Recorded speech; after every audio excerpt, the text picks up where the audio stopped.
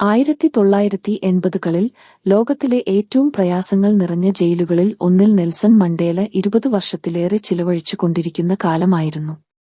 ഒരു പുതിയ ഗാർഡ് മറ്റുള്ളവരെപ്പോലെ തന്നെ അദ്ദേഹത്തോട് ക്രൂരതയോടെ പെരുമാറുമായിരുന്നു.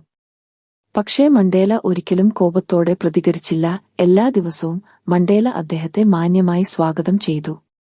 എന്തിനധികം ഭക്ഷണവും വെള്ളവുമൊക്കെ അയാൾ കൊണ്ടു കൊടുക്കുമ്പോൾ മണ്ടേല നന്ദി വാക്കുകൾ പോലും പറഞ്ഞിരുന്നു. ഒരു ദിവസം ഗാർഡ് ചോദിച്ചു, "എന്തുകൊണ്ടാണ് നിങ്ങൾ എന്നോട് വലിയ ദയ കാണിക്കുന്നത്?"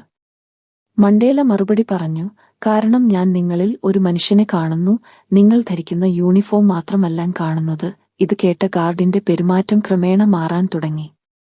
അദ്ദേഹം ഒരുപാട് കാര്യങ്ങൾ പഠിച്ചു. മണ്ടേല അധ്യാപകനായി.